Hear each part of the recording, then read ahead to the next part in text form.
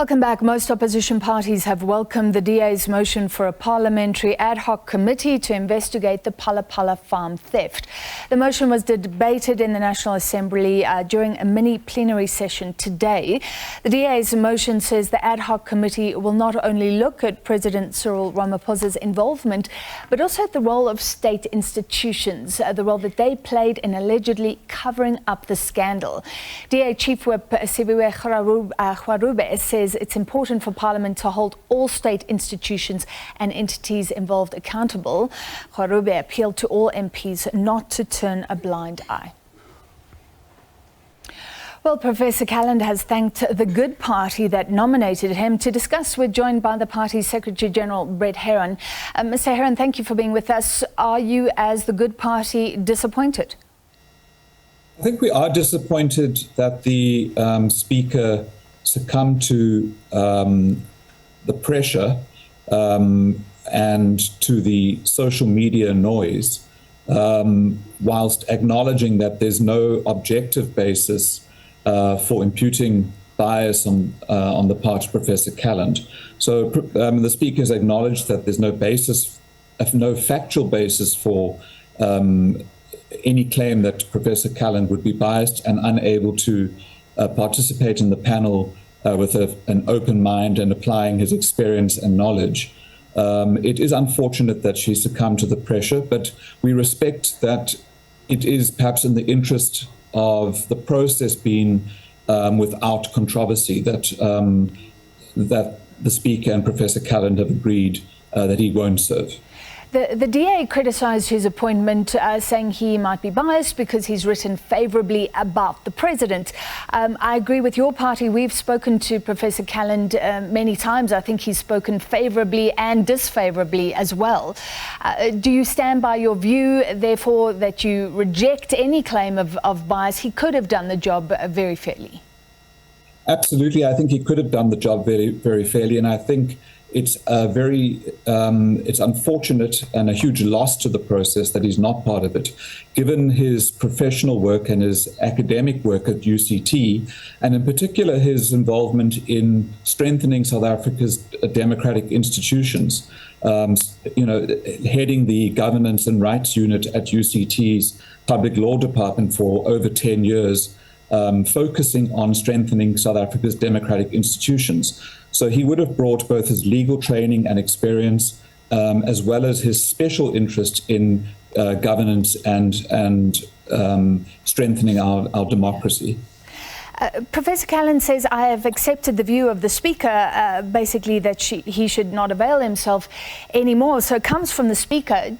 Correct me if I'm wrong, she was involved in picking the three after the nominations from your party and other parties.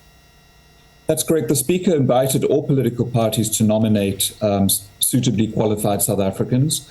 I believe there were 17 nominations. We nominated Professor Calland after giving it a lot of thought as to what kind of skills would be needed for this precedent-setting process. And the Speaker ultimately chose the three panelists. All right, and she's changed her mind, given the backlash, like you say. Do you know who will take his place on the three-person panel, and do you have a second choice? Well, we don't get the opportunity to replace Professor Calland with our second choice. We didn't have a second choice in any event. We nominated the best person and the only person that we considered for the role.